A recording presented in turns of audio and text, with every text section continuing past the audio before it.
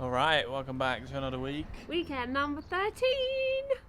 Very exciting. We are doing some hookups today, so that's the plan. I'm not featuring in today's vlog, I've just No. come to say hi. Cass is slacking today. No, I'm doing a DIY project for our wedding that's on Thursday. Cass is working on a DIY photo board for the wedding, so she won't be doing van stuff, but I will be. So this weekend's plan is to do the electric hookup.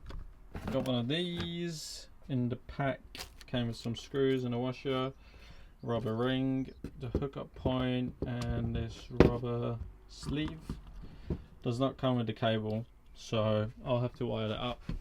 Well, I got some Arctic Blue left over, so I'll wire that up, and for that I've got some ferrules. Run some test runs. You can see for multi-stranded cables you can just hook this up and tighten down on the screws, but as you tighten down, because it's multi-stranded, these will kind of fray, so I think it's not recommended. I mean, you can do it, I think it'll be fine, but it's better if you use ferrules. So I tested it on this piece here. I just cut a bit off, and then we just need to make sure that it goes all the way to the end, and then I crimp it with this thing. So the plan is to wire this thing up and then cut a hole and go for it. Project number 2 after the electric hookup is done is to do the cable entry gland for the solar panels, and I'm not going with the traditional plastic ugly boxes. I found this thing from Seaview and it's really cool. So it has this rubber bit, and what you do is you cut a hole. You either cut multiple holes in the roof, or I'm going to cut this whole thing out, and then this goes on top. It screws onto the roof, and then there's this rubber block which goes in there, and if you see, it's like it's a wedge shape, so that goes on there, and then you tighten that down, which squeezes everything together. And then what you do is you drill holes into this, as many as you want, which allows you to have multiple cables of different sizes. So it's super cool. Obviously at the beginning we only need 2, so I'll just drill 2 holes into the rubber, and as you tighten everything down, it will squeeze the rubber together around the cable, which makes it watertight. And then if later on we decide we need extra holes for whatever lights or whatever else we figure out, we don't need to cut new holes into the van. So I thought that was super cool. It's a bit more expensive, I think, but it's worth it if you don't need to cut extra holes. So yeah, let's start with this guy and I'll take you along for the ride. Placement wise, I've decided it's gonna go on the side.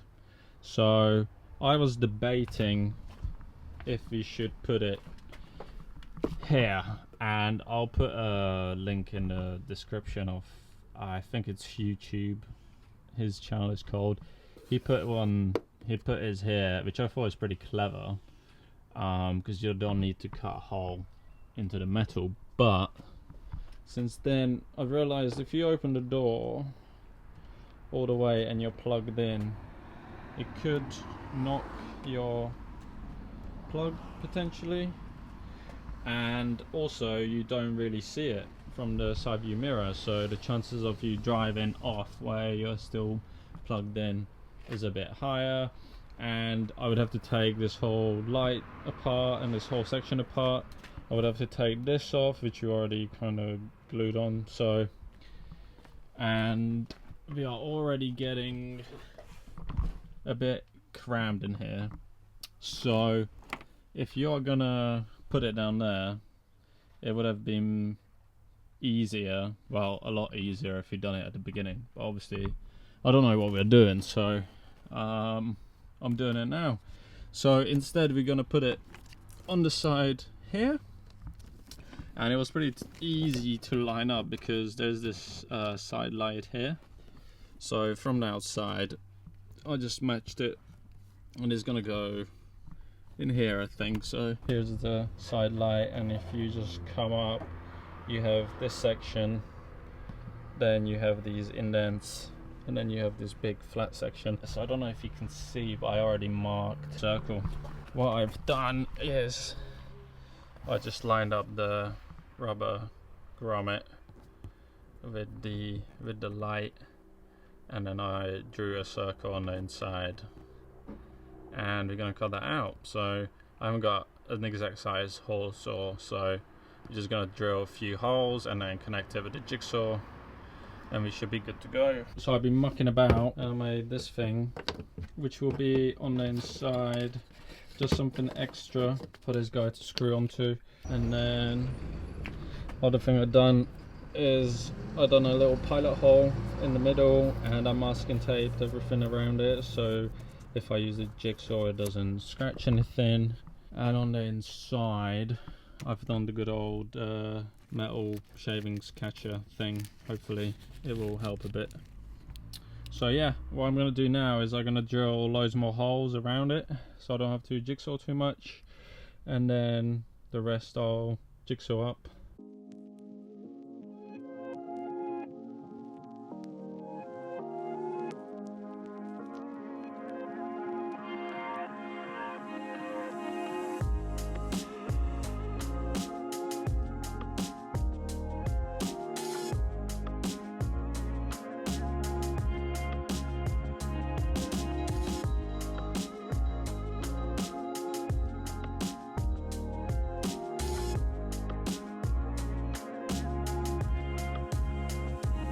The great British weather is upon us. What do you say, Cass?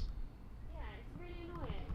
I was in a t-shirt earlier, and now it's literally like the heavens are going to open in a second. Cass is still working on her DIY project. Well, look at them rain clouds. Anyway, back to the van. The hole is cut. I just finished priming it using the hammerite or whatever paint that's called. I think it's gonna need 2 coats. I've done 1 coat, but as you guys can see, the weather is kicking on us. Hopefully you can see from the GoPro footage, Cass will cut it in, but this all fits nicely now. As always, cutting holes in the van is never gonna get easier. The fun's over. We got rained on. I'm trying to wire everything up and I had to put a plastic bag over the van. Hopefully that'll fix it, but here you go guys. Even if the weather is rubbish, gotta make the best of it, because it's been raining for like the past 3 weeks, so I'm sure it has everywhere in the UK, to be honest. yeah, it's been terrible.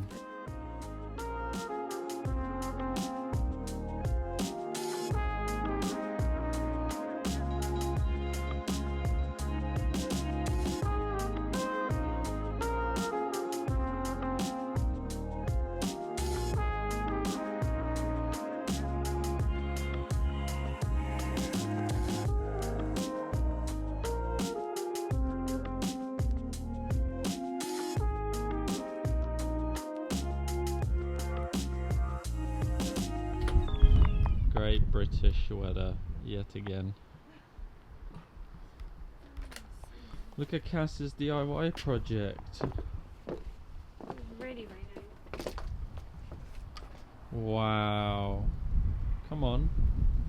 You meant to pose with your creation. It's very rainy. Oh yeah. What's your review of this weekend's weather? Just have no words. Alright, welcome back to another fun day in the British weather van conversion. This guy is finally finished, so pretty happy with that install. One top tip: when you are screwing this on, you need to have the door open. At the beginning I kind of messed up. I had the door closed, and when the head gets to this bit, it will start chewing into the plastic, so make sure you open this when you screw this on. But apart from that, everything went pretty well and it looks pretty good. It fits into that little section there. Sticks out a bit, but what can we do? You're gonna have things sticking out anyway. So we're gonna have this on this side, and then on the other side we're gonna have a little vent for the toilet and the diesel heater, I think. So can't get away from things sticking out anyway, but it's not too bad, and it's pretty small. And I'll show you on the inside. It's here behind the insulation. I could have probably cut these screws a bit shorter, but whatever. There's the extra wood plate, and then the washer and the nut that we tightened down. So yeah, it's been raining last night and it's raining again.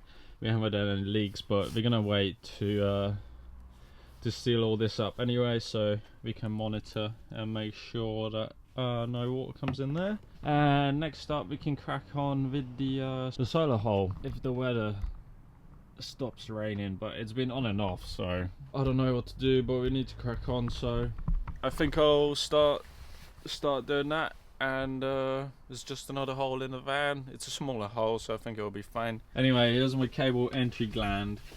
So I'll give you guys a quick rundown. It's from Seaview, and I think I've seen it on Facebook, someone use it, and I really like it a lot more than those other plastic boxes that people use for the solar installation. So this is what you get in the pack. You got some screws. You get these, which is what you use to drill holes in this plastic, and the way you do it is this rubber gasket thing goes down first, and then you cut a hole in the roof, which is about this big, or you can drill holes, multiple holes I guess, but I'm just going to cut this whole thing out. Then this piece goes on top, and if you guys can see, there are holes that you attach to the roof with these guys. So you get these screws that you attach it to, and I'm gonna make the same way I made a cable, a backing plate. I'm gonna make one out of this for this to screw into, just for some extra support. So I'm gonna go and cut out a base from this to the shape of this, and then I'm gonna go and cut a hole in the roof and get this fitted. This should be pretty straightforward.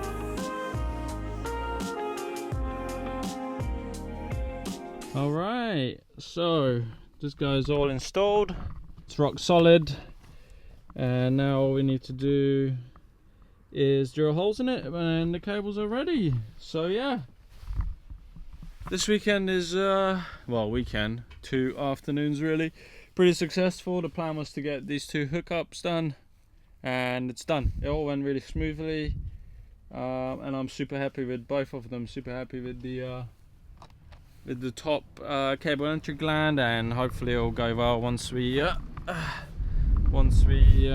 the cables, and super happy with the Victron Power In. So yeah, it's all going well, and see you guys next week. Bye, blah blah blah.